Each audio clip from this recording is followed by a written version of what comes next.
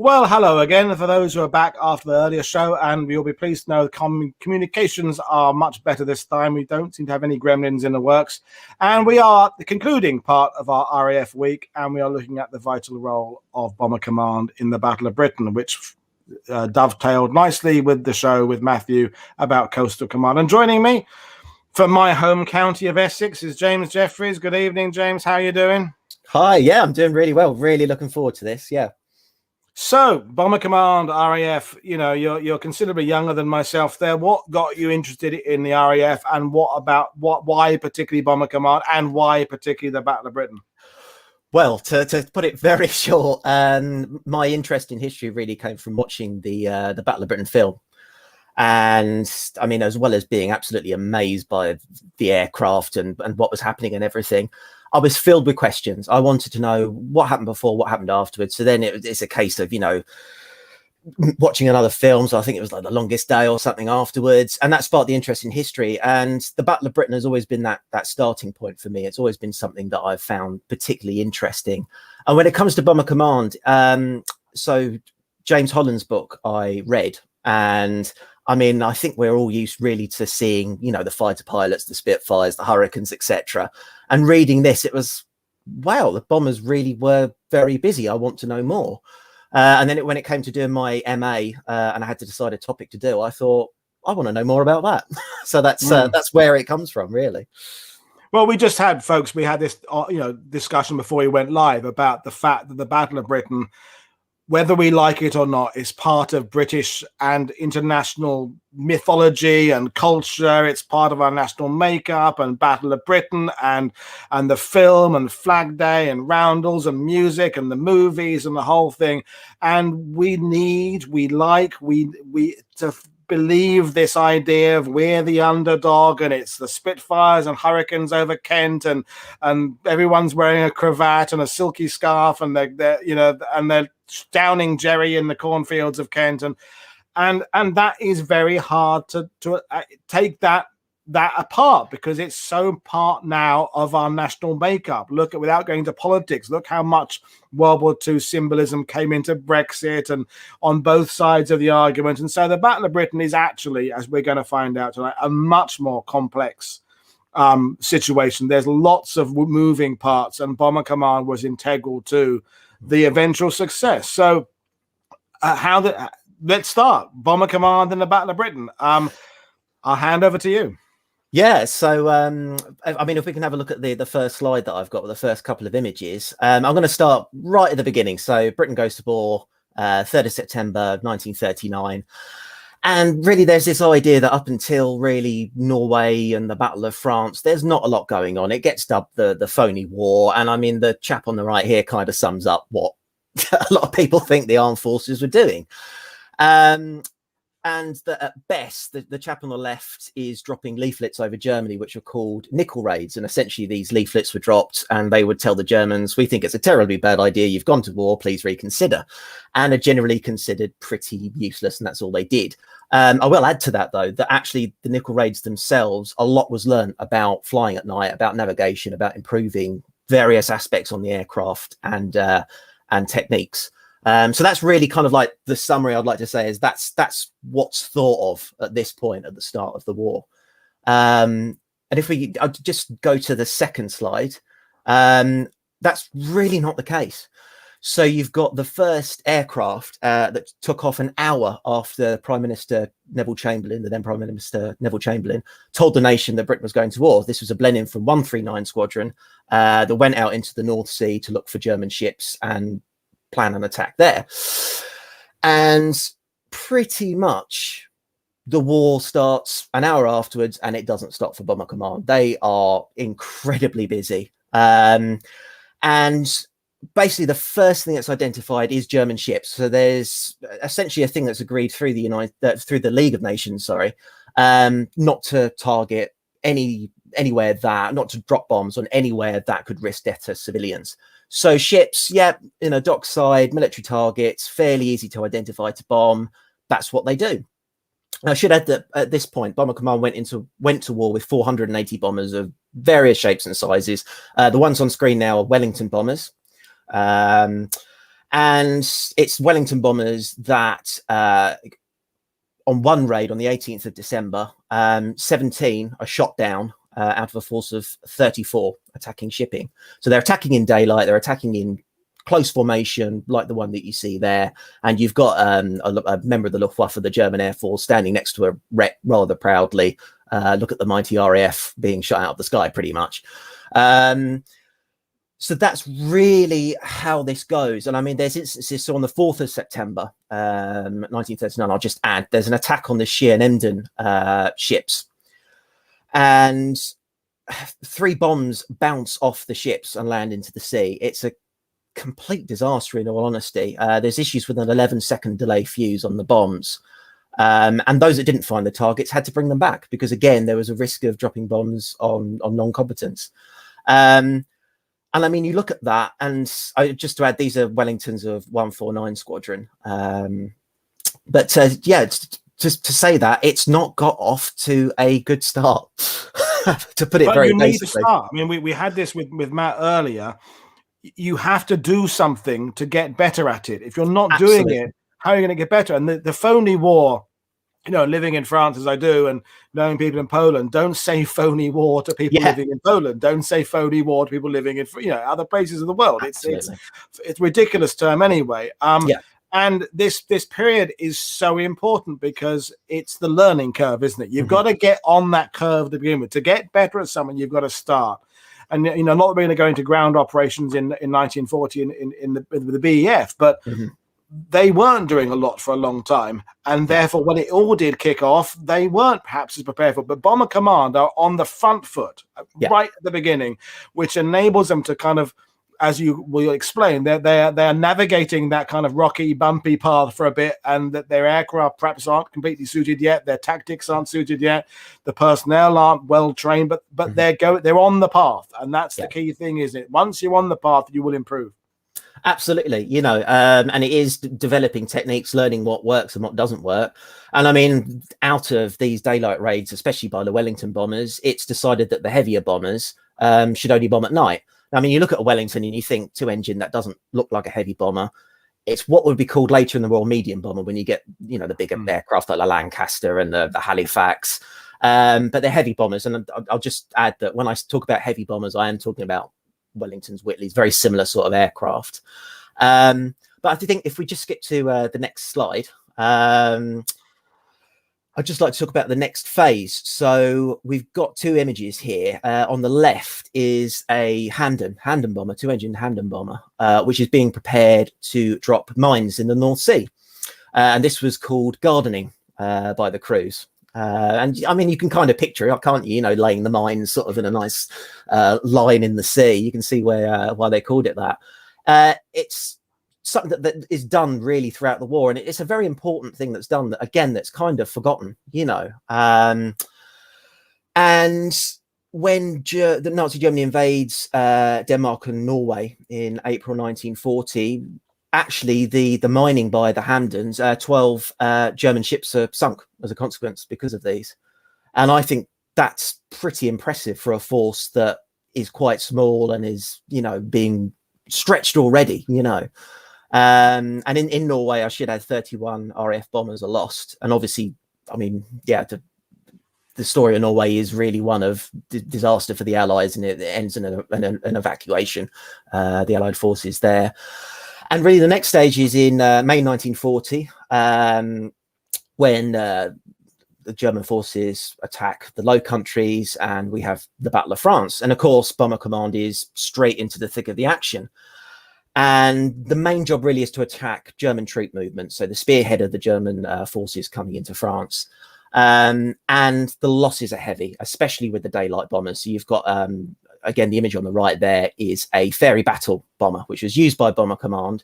It's also part of what was called the Advanced Air Striking Force, which, to put it simply, was linked to the army. It was kind of like an army support air force, but ultimately answerable to Bomber Command.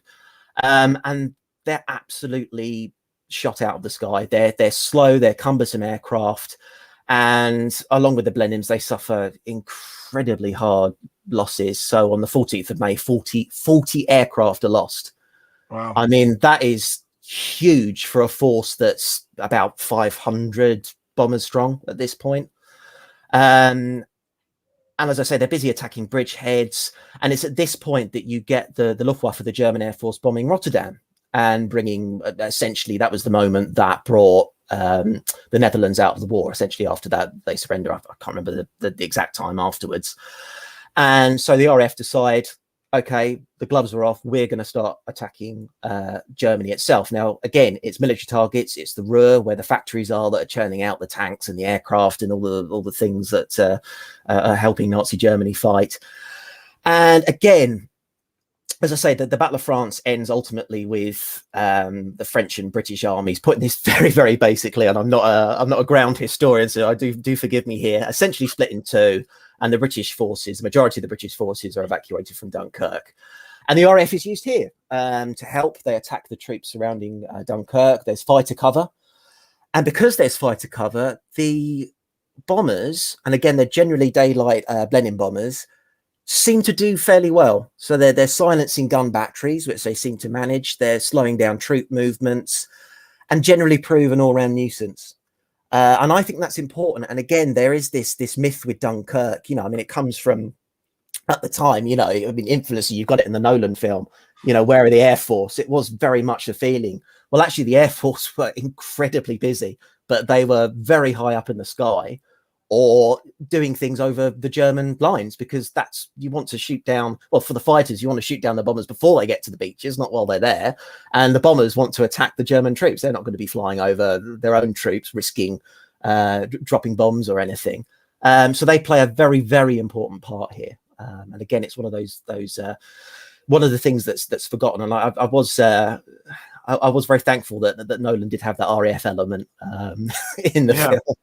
And I think generally that's a good point about the fact that, because it carries on all through the war, is that bomber operations tend not to be seen by people on the ground. If you're a squaddy in El Alamein or in Normandy or Italy, you're not seeing the results of the bomber offensive. It's happening a long way away from you. You might see something of fighter ground support role there, but there's always that sense of, well, where are they then? But, well, they are doing stuff. It's just you can't see it. The same with the Coastal Command. They're over in the middle of the North Sea somewhere.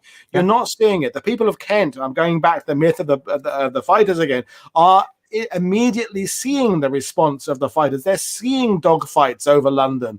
Totally. The bomber command stuff is happening hundreds of miles away. So therefore, it's not in the consciousness so much, is it? Yeah, I completely agree. And as I say, in the Battle of Britain, we'll talk about this in a minute, the bomber crews are busy every day doing something. And I mean, most of the forces attacking at night, and most of the airfields are, you know, tucked away in the middle of nowhere in Yorkshire or Lancashire or, you know, Norfolk.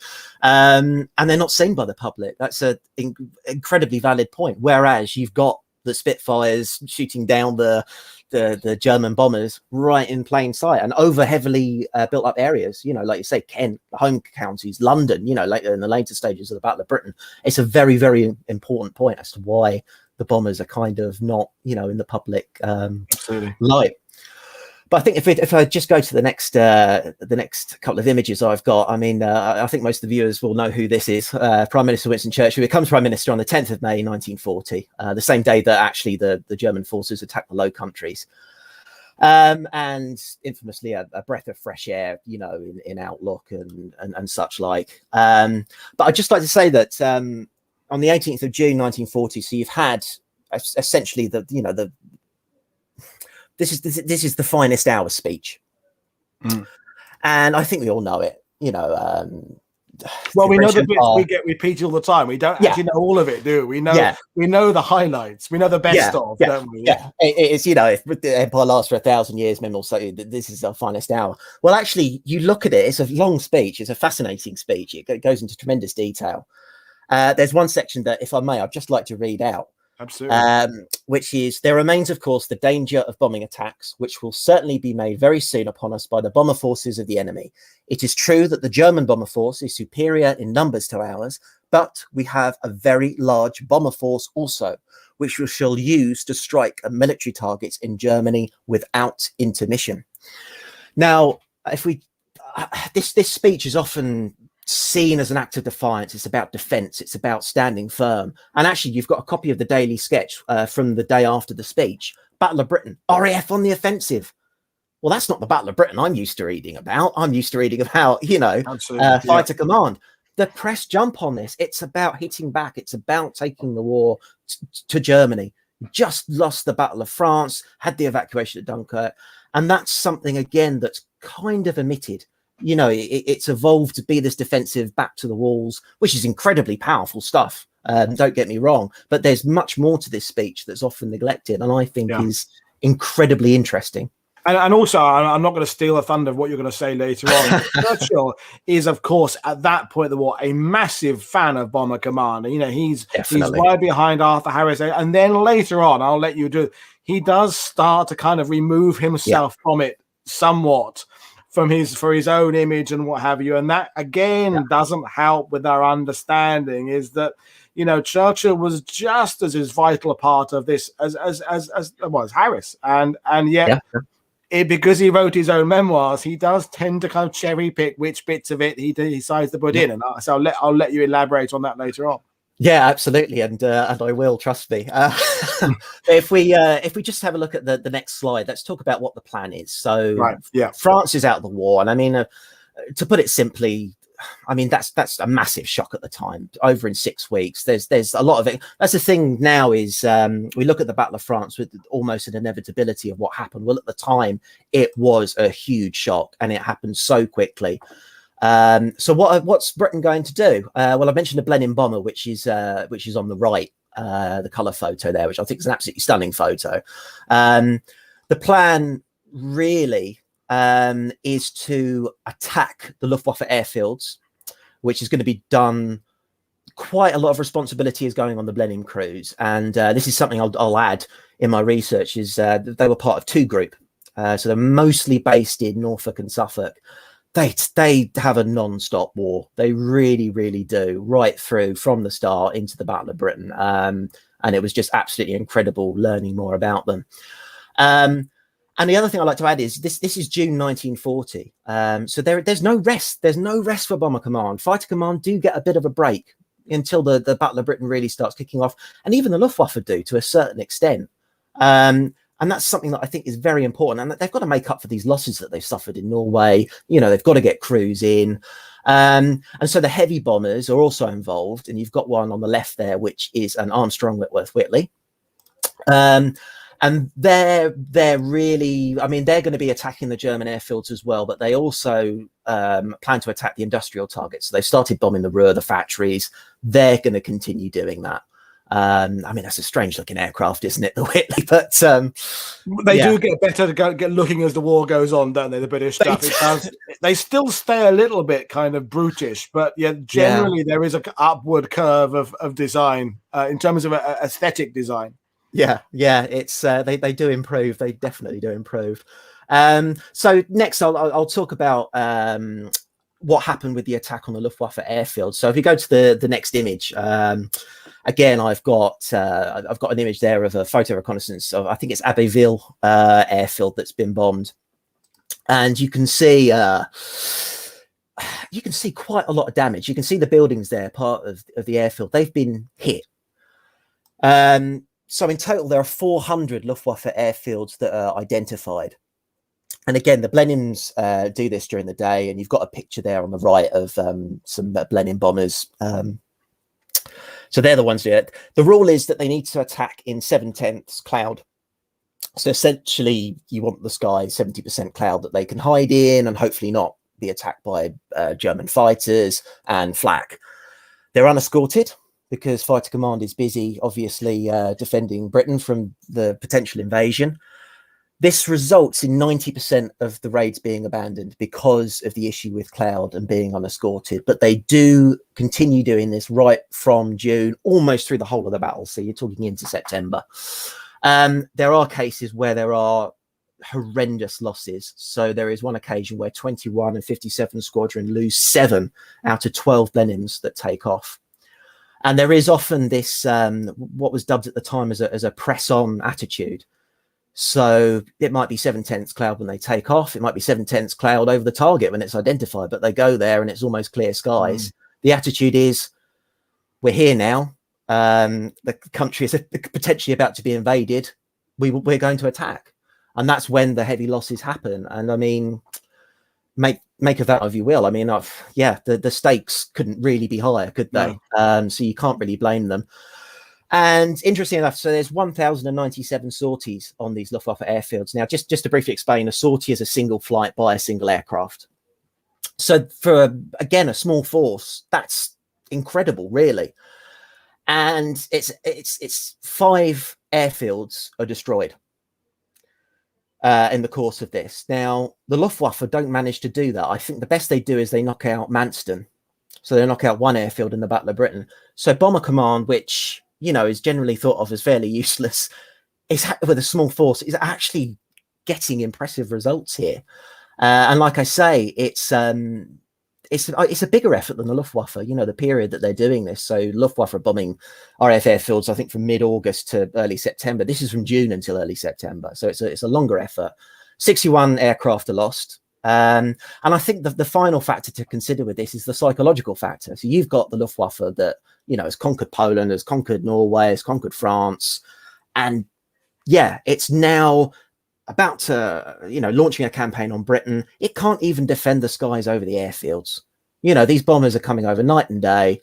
That must be, and there are accounts that I found with Luftwaffe personnel of just how much of a nuisance they are and how much of a belief, like, this isn't going to be the same campaign. This isn't going to end quickly. Like, that's a very good point. You know. And to continue what Matt said in the earlier show, there's this idea now that perhaps the German plan wasn't to invade England per se in Sinai. It was more to put the pressure on to do some kind of deal, you know. Oh, totally, yeah. And if Britain is appearing to be on its knees, defense, and yet there's this aggressive arm taking the war over into France, taking the war into Belgium and Low Countries, you're sending a message out, aren't you? It's that I said the same thing in the show with Matt, is that the standard thing in ground forces, if you're opposite each other, Americans and Germans in the Siegfried line or something, but you know you're outnumbered, to make you look like you're not outnumbered, you do aggressive patrols. You make it look like don't appear to be defending all the time, because you show weakness. Yeah. And to me, the key thing and what the Bomber Command are doing is part of this British idea. We're not just defending, we're attacking. We're attacking you in your heartland. And that is something that we need to know more of. And again, thank you very much for coming on and talking about it, because we need these stories to be told. And 5 airfields knocked out, maybe they've got hundreds of them, but the point is, it doesn't matter. It's success. Yeah, and I actually think this is a more exciting story than one of defense. I think it's like, wow, hats off. This is absolutely incredible. And while we were talking about the subject of invasion, you have the Battle of the Barges. So if you just look at the next couple of images I've got, so there are barges building up mostly in the channel ports in Belgium and France, at Port de Calais, Boulogne. I think this image here is Boulogne. You can see some of the barges there being built up. Yeah, they're discovered by the intelligence. That I'll just add, very often WAF, Women's Auxiliary Air Force, looking at these images, identifying them. Early September, and Bomber Command realised, these need to be attacked, you know. And again, I mean, there are questions of, was it a gesture or whatever? Nevertheless, they're there. They're being built up. They need to be attacked, however you look at it. The effort by Bomber Command is absolutely incredible on the barges. So you have raids of up to 100 aircraft, which is absolutely huge for 1940. I mean, this is 1 in 5, 1 in 6 you're talking about on a single mission going over. And when you think about, again, how huge the stakes were, it had to be done. Absolutely had to be done. And I say the aircraft on the left is a handy page hand and a slightly better image there. And I do like to get these color images in as well. And actually, it's estimated. So there's a little bit of discrepancy over the Battle of the Barges.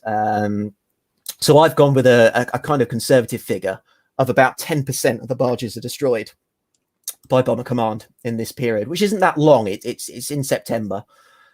Again, I think that's really impressive for such a small force, which doesn't have the navigational aids that you have later on in the war, doesn't have the aircraft that you have, doesn't have the bomb load or the payload, doesn't have the experience. I think that's quite incredible.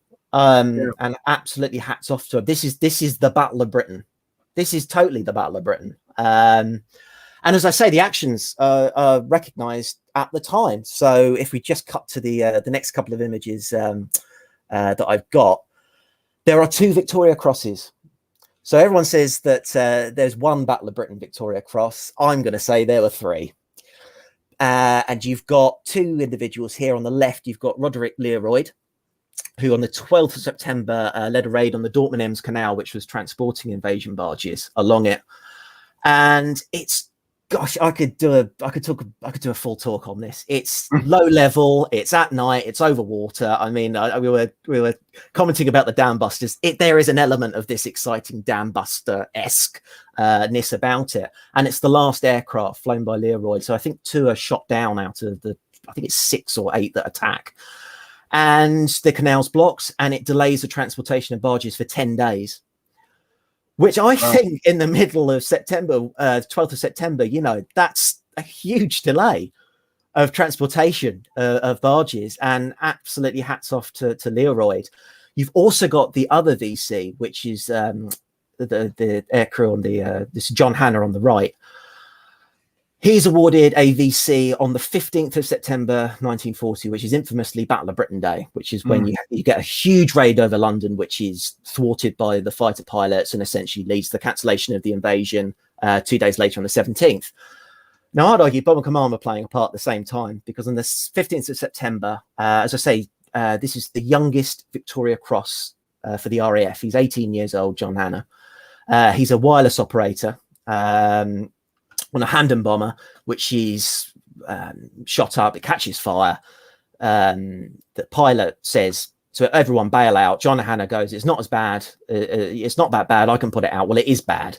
And he ends up fighting the flames with his gloves and with his logbook, eventually puts them out. He's badly burnt in the process, his hands. And the aircraft is able to return home. And for this, he's given the Victoria Cross, which is the highest gallantry award you can be awarded. And it's just an absolutely extraordinary story. It's on Battle of Britain Day as well. And it's in the press. Both of them are in the press. They're interviewed. It's in the newspapers. It's huge. And it is a huge part of the Battle of Britain as well. Incredible stories as well. Yeah. And again, you'll come to this later, but the press were behind Bomber Command. The press did report this stuff. I mean, I've got newspapers in the era there.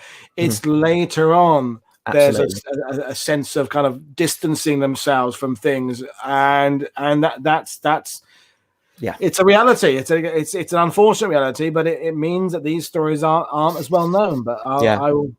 And just to elaborate on your point about landing craft, as a guy who spent the 20 years of my life talking about D-Day and amphibious warfare, you know, the margins, when we're talking about Operation Overlord in 1944, if we Allies had 5% less landing craft, that whole landing becomes maybe impossible. 10%, 15%. So going back to 1940, Bomber Command knocking out 10% of German barges, and as you say, that was your conservative estimate. That is enough, definitely on its own. Forget about anything else, to make the Germans consider that they can't do an amphibious landing, and that's huge. I'm sorry, but that's huge. Absolutely, yeah, and that's something I if ever I take this further, is something I want to really look at more. Is the Germans? So I did from the Luftwaffe perspective. I did it at the higher levels, but I would love to go further into it one day.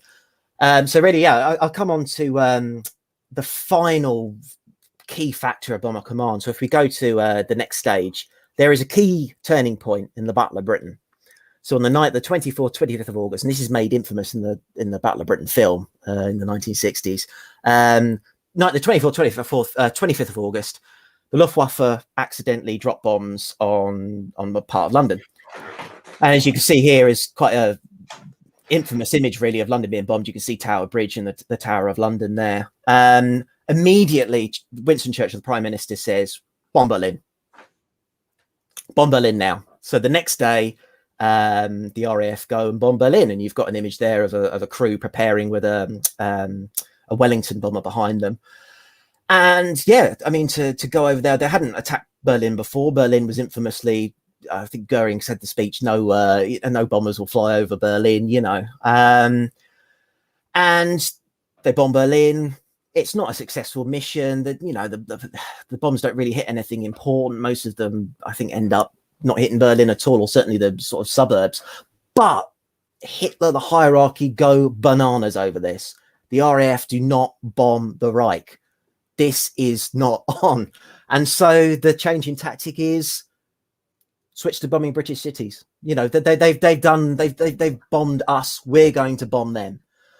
And that gives the fighter crews a respite. So their airfields have been attacked. They've been bombed constantly. It gives them a chance to rest, patch the airfields up. And as I say, it's often dubbed as the key turning point of the battle. And that's Bomber Command playing that part. That is Bomber Command that are able to go over and, you know, complete that raid on Berlin within 24 hours, which I think is incredible. And it's a huge part. And actually, I mean, as I say, I love the Battle of Britain film, but I don't think Bomber Command are named at all in it. I think it's just the British bombers, they say, are bombing Berlin, and you see a scene from the ground, which is incredibly done, but there's still not that acknowledgement of this is Bomber Command, you know. Perhaps it's on the cutting room floor. Perhaps they did film a flight. They cut it out. And one day there'll be a limited edition extra director's cut come out, and we'll see that footage. But it has that same effect as the Doolittle raid on Tokyo. It's not so much about the actual physical result of the bombing. It's the psychological effect, and that is something again with Matt earlier in the earlier show. The psychological effect. There's this chess game going in 1940. You know, which side has got the bigger balls? It's a bizarre analogy, but it is. There's a bit of bluffing here, and you know, who's the bigger army? My dad's bigger than your dad, kind of thing. And this is all important. It's not just about they say the fighters and the aircraft. It's all about this psychology as well. And Goring, as you say, famously makes that decision to change tactics. So yeah. And really, I mean, that comes to the end of the Battle of Britain. So if we just flip to the next couple of images I've got, I just talk a little bit about what happened afterwards. So as I said, the invasion is cancelled on the 17th of September. You know, it's I mean, is that the end of the Battle of Britain? I guess technically it is, although officially it's not. It's the 31st of October. The bomber crews are cheered as much as the fighter pilots. And we've got a poster here on the left with the infamous "Never was so much, oh by so many, to so few" speech. And I'd just like to add that this is often attributed as fighter pilots, but the aircrew here are from 58 Squadron Bomber Command. It's an image from April 1940, and I managed to find a few images of different shots. And that's incredible because it's so often attributed to the fighter pilots, and the infamous poster that goes with it, they're bomber aircrew, and you can just about see the individual wings on there. And I'd just like to speak a little bit more about the Churchill few speech. And again, I'd like to quickly read a little extract here. So you've got the infamous part here, which is, "All our hearts go out to the fighter pilots whose brilliant actions we see with our own eyes day after day.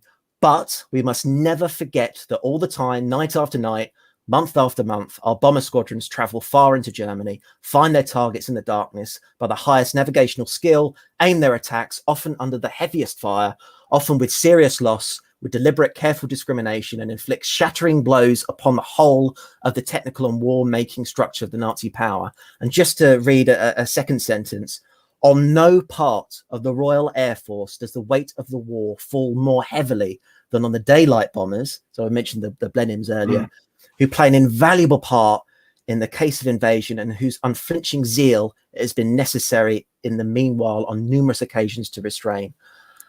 I mean, the segment on fighter command is quite short. That is absolutely clear evidence as anything that the few are the bombers. The few are the bomber crews. You heard it here, folks. Folks, the few are the bombers, not the fighters.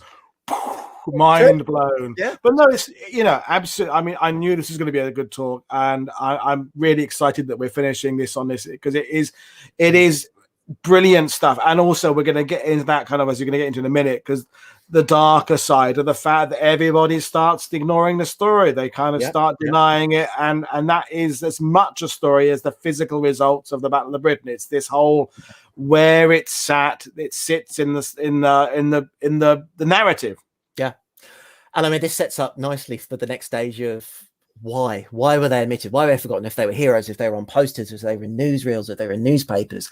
Well, on the right, you've got the Her Majesty's Stationery Office first real single account of the Battle of Britain. It says August to October 1940.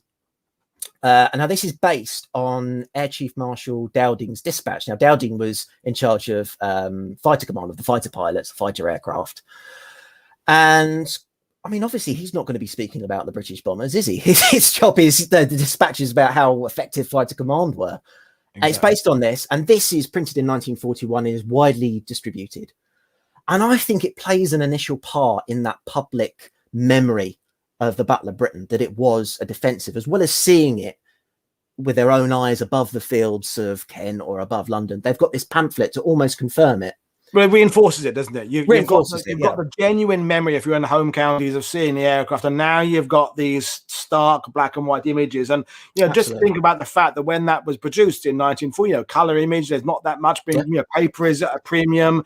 There aren't that many, there it is. You're being shown the results and who you have to thank your freedom for right now. It's these guys here. Absolutely. And I mean, the fighter pilots, fighter command, the men and women of fighter command did an incredible job. Absolutely. Absolutely incredible, mind-boggling job. But this is about omitting an equally incredible job. And I mean, really, we need to consider what happens later on in the war with Bomber Command. So in the next couple of images, we've got really the development of area bombing, of strategic bombing as we know it, as Bomber Command is really familiar with. And on the left, you've got an image of Dresden after the infamous raid in February 1945, which is huge in Bomber Command's legacy. And you've got Arthur Harris, who takes over Bomber Command at the beginning of 1942, so basically in 1941, there was a report to look into Bomber Command to see how accurate their bombs were. And it's called the Butt Report. And it comes back with 1 in 10 bombers get within 5 miles of a target, hitting it. Which sounds disastrous, isn't it? All this huge efforts and loss of life for absolutely meager gains. Well, actually, if you look deeper into the Butt Report, it's quite misleading, because this is just the Ruhr. This is just the Ruhr Valley where the factories are, where there's a lot of valleys, there's a lot of haze. It's very heavily defended. It's difficult to attack. You've got other examples in the report. So French ports, it's 2 in 3 that get within 5 miles. Now that's not perfect, but it's sort of like, okay, maybe work on strategy, change things, there's more to work at. And I think more has been made out of the Butt Report than is necessary. And it falls into someone like Harris's hands, who wants this strategic bombing campaign, this revenge for the Blitz, which is what Bomber Command's legacy is. And of course, with the Dresden raid, you've got, I mean, I really couldn't begin to go into it now, but huge controversy over whether it should have gone ahead. Yeah. And it affects that legacy. And I think, you get more famous raids. I mean, I mentioned again the Damsbusters raid and things later on in the war. Pre-Harris, I think in the general memory, Bomber Command is considered fairly useless. And I think that the Butt Report has a lot to do with this.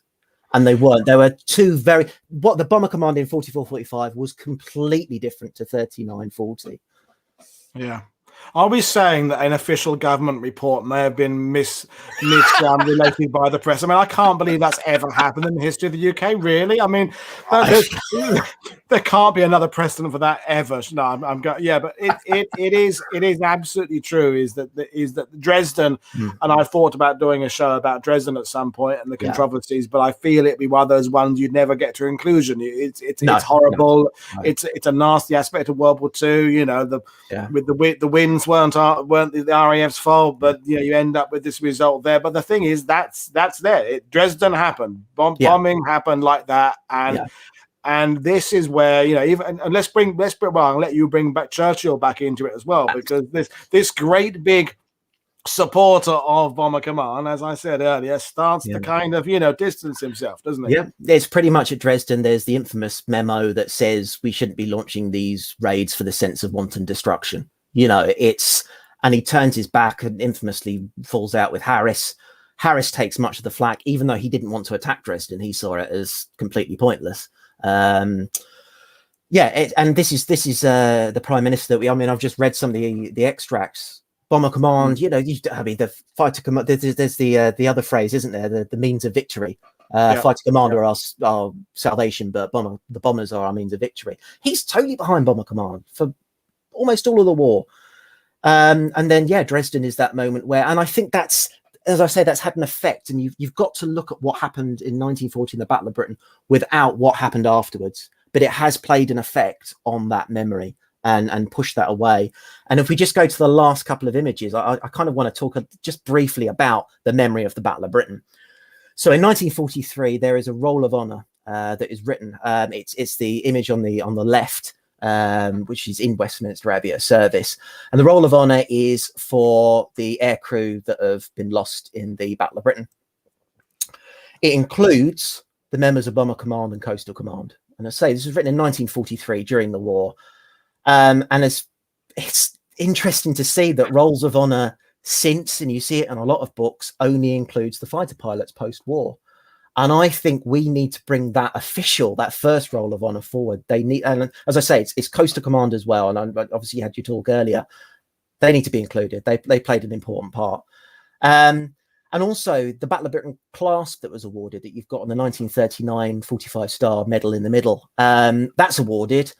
Only the fighter crews, the fighter pilots, the gunners, etc., get that clasp. Bomber crews don't. And I think that is a tremendous shun to what they did in the Battle of Britain. And also, in popular media, we've got the Battle of Britain film, which I will say once again, I think is absolutely brilliant, a fantastic film. Doesn't include it. And neither do most narratives in the Battle of Britain. In fact, it's only really been in recent years that it started creeping in. And I think the battle, it's more of an exciting, interesting battle to consider the role of the bomber crews and what they did, the part they played in the eventual victory for the RAF. And I think the way we look at it as a defensive battle, it really wasn't. It really wasn't. If it had been, maybe it would have been a different story. I don't know, but I think the bomber crews played an absolutely integral part. Well, I agree, and we're back at where we started at the top of the show, is that you're trying to now steer away from the tracks, this mythology that has built up, and they're very, very hard to derail, these myths. I mean, one example I always give is irrelevant to this subject, but Napoleon being short. Napoleon wasn't short. But if you don't see Napoleon in a cartoon portrayed by a short guy, or in a film by a guy, when he's on his knees with his shoes on his knees, you don't know it's Napoleon. It doesn't matter how many academics say, excuse me, he wasn't actually short. The world has decided he was. And the world has effectively decided that Battle of Britain was won by fighter pilots, Edward Fox and Robert Shaw and Ian McShane, and that's it. You can't really change that, except you have to kind of chip away at it. And you just, people like yourself, just chip away. When James Holland did in his book on Battle of Britain, other people have done, just chip away, and maybe the public will start shifting their focus. I think it's kind of possibly a losing battle, but you've got to try, haven't you? And absolutely, especially while we have family members of bomber crews still around, and who perhaps don't look at their relatives' exploits with the same pride than perhaps someone who was a fighter pilot's family would look at it. And I had a cousin twice removed who was killed over Germany as a Lancaster pilot, and so my family lost someone in that, but our family don't really talk about it, again because of this idea of Dresden and Bomber Command and revenge, because revenge isn't a good word, is it? And there was, we don't like to be thinking of ourselves as revengeful. So how do you think we can change things? I mean, obviously you're studying it, and I'm hoping there's a book in you at some point about this, but what are we going to do to change it? I think it's happening, like you say. James Holland's book, is very, very good. I really recommend that for anyone who wants to read a single volume on the Battle of Britain. It seems to incorporate most things. Do we publish more books? I mean, I would absolutely love that. There's so much I couldn't get in here that was in my research that I would love to get out. The stories are absolutely incredible. Maybe memorials, maybe I think that the 2010 anniversary, you had a blending information with it's things like that. It's about including that. I think we need to look at the role of honor. I think maybe memorials, maybe, you know, when it comes to the 100th anniversary, because I mean, that's 20 years away, less than, you know, we include one with maybe a Blenheim and a Whitley on it. It's about addressing, I think anniversaries are very important. I think it's about creeping it into sort of the public domain as well. So films, TV, I mean, yeah, I mean, how about a Band of Brothers about Bomber Command at the start of the war? I don't know. You know, there's loads of ways that. Well, yeah, I mean, the last thing, a British thing I remember about Bomber Command was that show, must be about 15 years ago, with John Thor as Bomber Harris, where it was basically a character assassination, and there wasn't much flying in it. And it was, you know, this guy was a murderer, kind of. That was sort of the subtext, but it wasn't very subtle. It may have been Channel 4, but it was definitely John Thor as Bomber Harris, and that's a shame that we're left with that idea, you know. So we had one question from Amy Saunders there. Could you talk about how they took the aerial photos? Thanks. So that was usually a photographic unit. They were usually fighters, so very often they were Spitfires with cameras either underneath them or on the side of the aircraft. And they were unarmed, and went over and snapped it and came back and sent it to the intelligence areas to analyze and look at. To put it incredibly simply, I suppose. Yeah.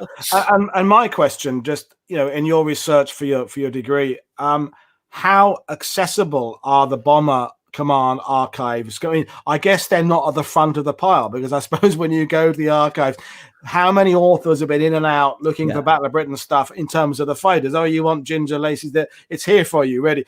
How accessible was the bomber stuff? It was fairly difficult, you know. There's a lot of the same material circulating, you know.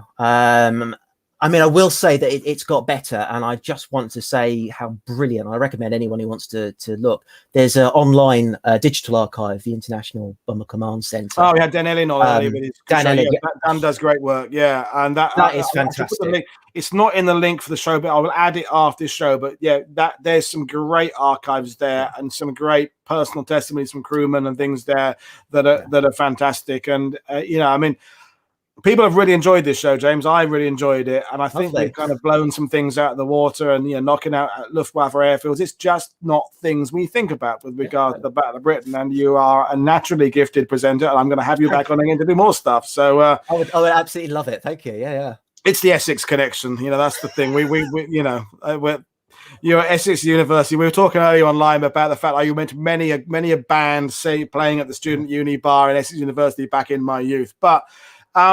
Yes. Oh, and another comment there, because the Valor and the Horror came up in previous shows. So Sheldrake was saying that did a hatchet job on Harris and Bomber Command. And indeed, the show I did with Tim Cook, where without actually saying that the Royal Canadian Air Force Bomber Command were murderers, they kind of said they were murderers. That it was a real assassination of what they did. And I think maybe that has meant that in that sort of 70s, 80s, 90s period, there were family members who perhaps, if their uncle father had been a fighter pilot, they might have thought about writing a book. But if their uncle father was a bomber navigator, they thought, well, I don't think anyone's interested in that. It's fine. It needs to change. It really does. Those who are family members, as I guess I am, of people who served in bombers, it needs to be talked about. And maybe the old Masters of the Air. I know it's about the 8th Air Force. I know but that it will put a spotlight on strategic bombing. I can't imagine the entire 10 episodes we won't British be mentioned at least once. I'll have a word with John Orloff, the writer, but I would imagine there'll be some mention of the bombing of Germany by the British. I'll do an email to John right now and say, John, please tell me we're going to be at least mentioned, you know, at least a passing reference to Bomber Command going out at night. So, it's extraordinary stuff. Well, that's it then, folks. That has brought RAF Week to a fantastic conclusion. I will be doing another Aviation Week at some point in the future. I'm talking about doing a Dam Busters Week in May, and not just talking about the regular stuff with Dam Busters, but some other sort of slightly on the side fringe stuff related to Dam Busters. And if you'd like to come back and talk about something with regards to that, James, you'd be more than welcome. I know you've talked about Bomber Command in other aspects of World War II, so you come back and, well, definitely, I'm booking you right now. We're doing it in May, so we'll do that. Good. In terms of that, for tomorrow, folks, we've got our first Battlefield live stream of 2021. A team of 5 or 6 cameras out in the Reichswald for the Operation Veritable show, which was postponed from February the 8th when the event actually occurred because it was too snowy and crappy for Edwin and his team to get out there. But now it's lovely and it's got balmy. Spring has arrived in Europe in the last couple of days. That'll be lots of fun for the camera crews going out and telling you about that tomorrow. And then after that, we've got a couple of Normandy historiography shows coming up next week or next month. We've got the Great Escape Week. We've got 7 Burma shows lined up. So lots of stuff coming up. As always, the links to how to support us on Patreon are below. The links to bookshops are below. Merchandise. Don't forget to follow us on Twitter. Follow James on Twitter. Check us out on Facebook. Check the website out. And share what we're doing with more people because we still need a bigger audience here. We are bringing you some amazing historians, both established kind of old guard historians and the younger kind of up and coming James Jeffrey kind of historians. And we will bring in you female historians and male historians and European historians and British historians. We're doing our very best to bring you some really, really interesting people with new things to say that aren't just repeating the same old, same old. So there you are. I've really enjoyed it. I'm going to go now because it's chilly tonight. It was curry after a show. It was chili con carne tonight, so that's good. Thanks very much, James. Thanks, everybody, for watching. I'm going to end the show now. And it's Paul Woodadge and James Jefferies for World War II TV saying thank you very much for watching. Thank you.